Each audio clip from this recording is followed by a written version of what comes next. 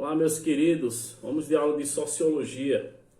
E o tema de hoje é estratificação e desigualdade social, ao qual vocês trabalharam a semana passada.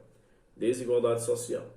Então, a estratificação, e a desigualdade social, elas fazem parte das sociedades humanas, que são divididas como base em critérios socialmente construídos, certo? A desigualdade social é para a sociologia um grande objeto, de estudo. Vários estudos sociológicos eles mostram que alguns dos fenômenos sociais mais graves, como a violência, por exemplo, elas podem estar relacionadas com as relações desiguais estabelecidas entre os sujeitos. Então, é comum pensar que a desigualdade ela está relacionada apenas com a condição econômica das pessoas. Porém, embora tenha grande impacto na realidade individual, a condição material, ela é apenas uma das inúmeras diferenciações que possuem valor social agregado e que podem influenciar positiva ou negativamente a realidade de um sujeito, certo? Os atributos, que como gênero, idade, crença religiosa ou etnia, elas podem e são vistos, dentro de um contexto valorativo.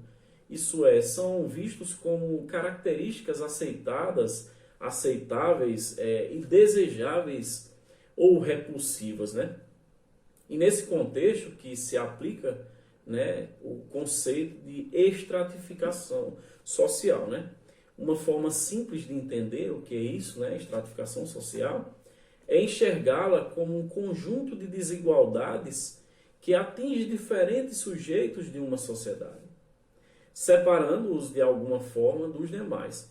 Um grupo de pessoas, que pertence a uma camada mais pobre de uma sociedade, por exemplo, acaba não tendo acesso aos mesmos serviços disponibilizados a uma pessoa de melhor condição econômica.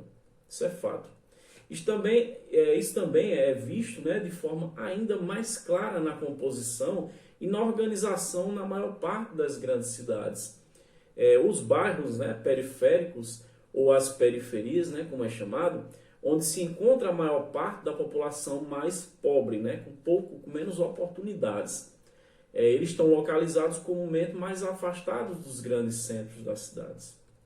Nesse sentido, as sociedades elas podem ser vistas como construídas em uma pirâmide hierárquica, em uma minoria favorecida encontra-se no topo, e os menos favorecidos encontram-se mais próximo da base, A estratificação, no entanto, não é uma característica exclusiva da nossa era contemporânea, mas a desigualdade ela foi vista em diferentes épocas na história humana e segue padrões de organizações diferentes a depender do período e das condições e convenções sociais, certo?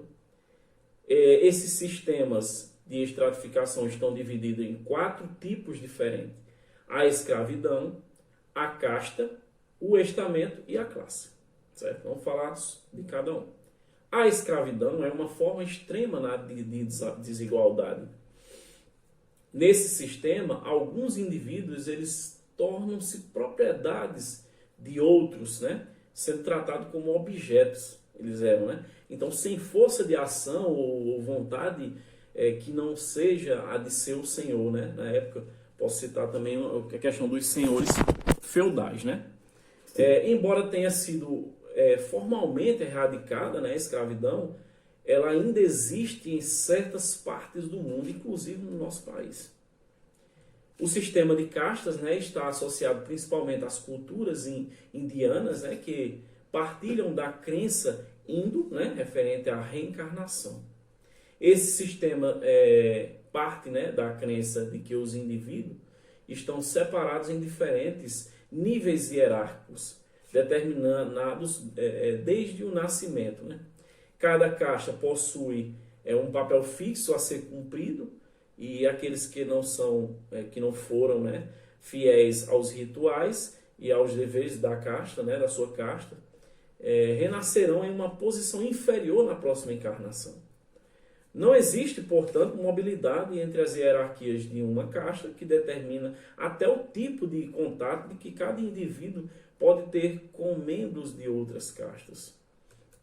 Com relação ao estamento, né, foram a forma de organização social de um grande número de civilizações no mundo antigo, né, e o mais famoso deles foi visto na era feudal europeia.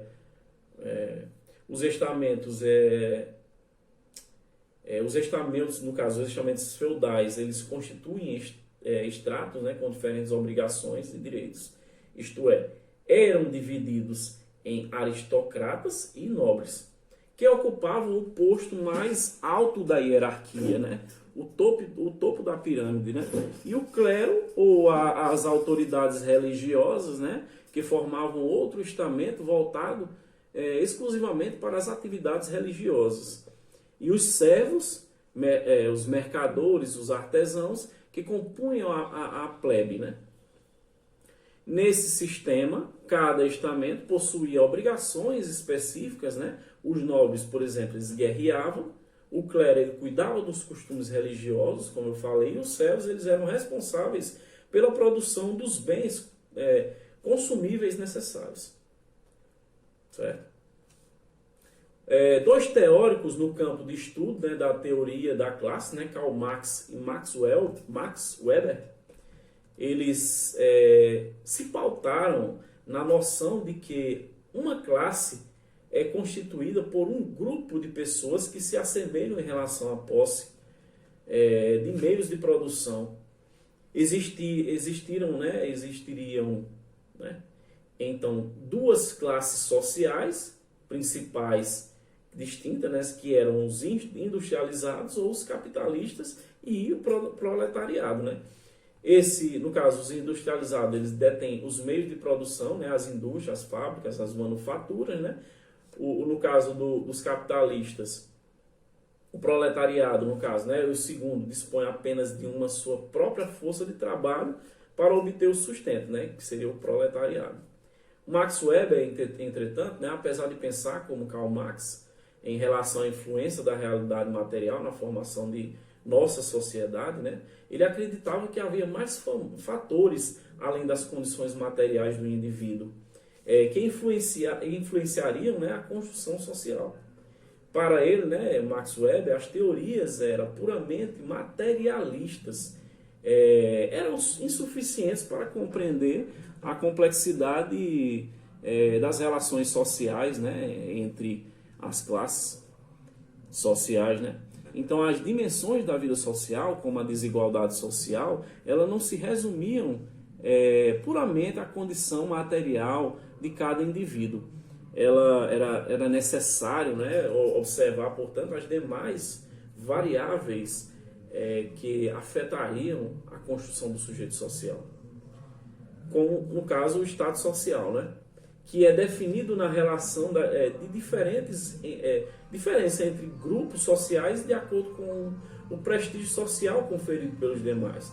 Então, essa relação de status, por exemplo, né, ela vai além das separações econômicas, sendo determinado com base no conhecimento direto de uma pessoa diante de interações em diferentes contextos.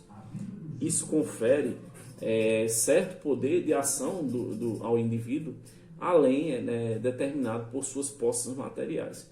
Então falamos sobre estratificação social e desigualdade social.